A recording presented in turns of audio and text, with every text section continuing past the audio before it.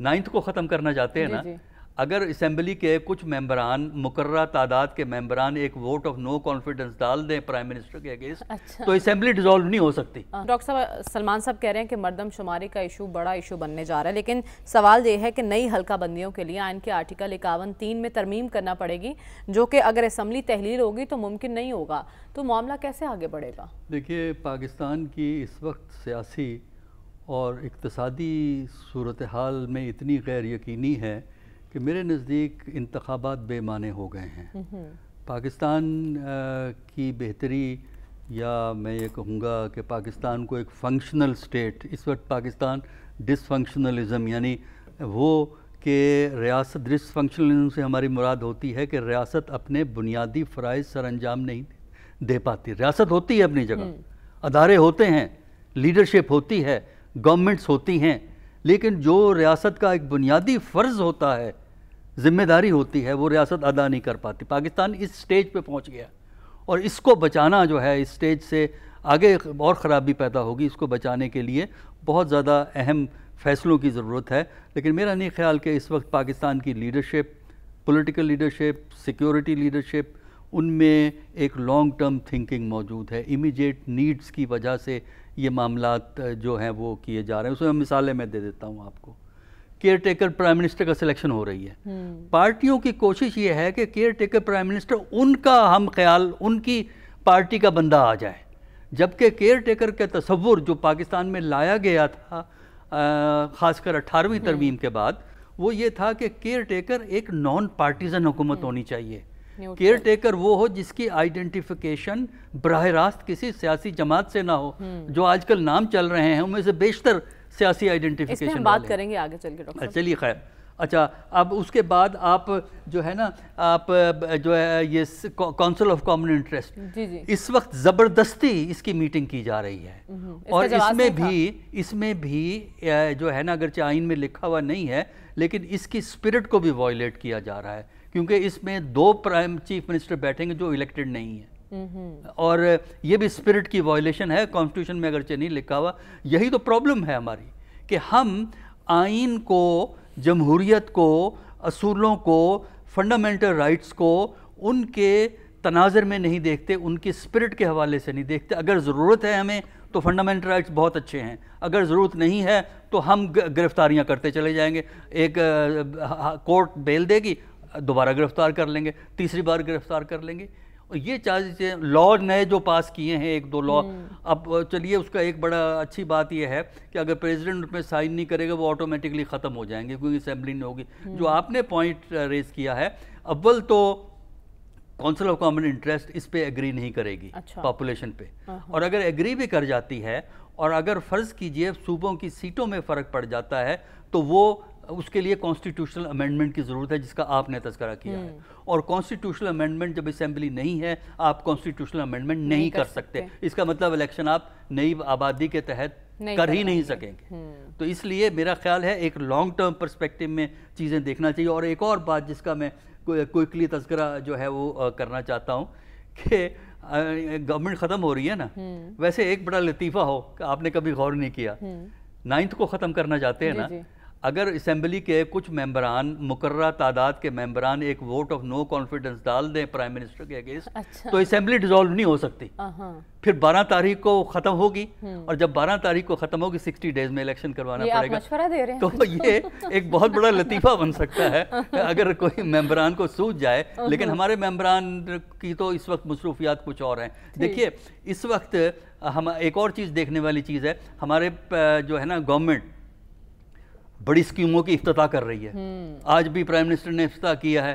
اچھا، پھر لیپ ٹاپ تقسیم ہو رہے ہیں، سرکاری اشتہار چھپ رہے ہیں کہ کارنامے 15 مہینے کے، لیکن جب یہ حکومت چلی جائے گی تو پھر یہ کام کون کرے گا؟ کام کرے گا۔ پھر یہ ہم سن رہے ہیں کچھ ایلوکیشن ممبران کو بھی کرنی ہے، انہوں نے ایلوکیشن تو کی ہے، ڈسٹریبیوشن کا ہمیں نہیں پتہ۔ تو یہ مطلب یہ ہے کہ مذاق بن گیا ہے پاکستان کے نظام کا۔ آپ کہہ رہے ایک مذاق ہو رہا ہے ملک کے ساتھ، لیکن صافی صاحب ایک مذاق کچھ 2 ہفتے پہلے رانا ثناءاللہ صاحب نے بھی کیا تھا، بڑے کانفیڈنٹلی انہوں نے میڈیا پر آ کے کہا تھا کہ جو عام انتخابات ہیں وہ پرانی مردم شماری پر ہوں گے۔ پھر وزیر قانون کی جانب سے بھی ایسی ہی گفتگو کی گئی۔ اب وزیر اعظم صاحب کہہ رہے ہیں کہ نئی مردم شماری پر ہوں گے. تو یہ 2 ہفتے میں ایسا کیا ہو گیا, کیا تبدیلی آ گئی کہ پرانی مردم شماری چھوڑ کے آپ نئی مردم شماری پر انتخابات کروانا چاہتے ہیں؟ جی, رانا ثناء اللہ صاحب کے بارے میں تو ان کے دوست آپ کے قریب بیٹھے ہیں, ایاز صاحب سے ان سے پوچھئے گا کہ انہوں نے یہ بیان کس تناظر میں دیا ہے. اور اعظم طارڑ صاحب کے بارے میں ایاز صاحب کے پاس شاید کوئی معلومات ہو, لیکن میں تو جس طرح ایاز صاحب کے تجزیے سے میں 100% متفق ہوں. جو انہوں نے کہا کہ اس وقت ہمیں کوئی اشارے نظر نہیں آ رہے کہ بر وقت انتخابات ہو. ان کے بیانات بالکل موجود ہے, اور ان کے تو اور بھی بہت سارے بیانات موجود ہیں مختلف لوگوں کے حوالے سے, مختلف ایشوز کے حوالے سے. پھر آپ ان کو بھی لے کے آگے بڑھے اور ان پہ بھی بحث مباحثہ ہو سکتا ہے. میرے خیال میں اس وقت فیصلہ کرنے والی قوتیں سب کو معلوم ہے. آپ اجازت نہیں دیتے, وہ ان کا ہم نام نہیں لے سکتے, لیکن پتہ سب کو ہے کہ کنہوں نے فیصلہ کرنا ہے اور کس وقت انتخابات ہوں گے. میں ان باتوں کو نہیں دہرانا چاہتا. آپ کے پروگرام میں کئی مرتبہ میں نے گزارش کی کہ انتخابات جو ہے بر وقت ہوتے ہوئے نہیں دکھائی دے رہے ہیں, اور اس کی وجوہات بھی آپ کے سامنے رکھے ہیں. جب تک ایاز صاحب کے پرانے دوست نواز شریف صاحب وطن تشریف نہیں لاتے, تب تک یہ بھی ایک بڑا فیکٹر ہمیں نظر آئے گا اور ہمیں شکوک و شبہات لاحق ہوں گے.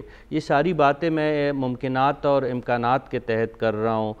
جب تک یہ باقی مسئلے مسائل جو ہے اینٹی اسٹیٹ بیانیہ کے حوالے سے جو باتیں ہو رہی ہے, جب تک اس کا تصفیہ نہیں کیا جاتا. اور اب تو وزیر اعظم صاحب نے کھل کے کہا کہ ان کو اسٹیبلشمنٹ کا بندہ ہونے کا انہیں الزام اور دوش دیا جاتا ہے, اور وہ کہہ رہے کہ ان پہ کوئی ان کو ندامت یا کوئی شرمندگی بھی نہیں ہے.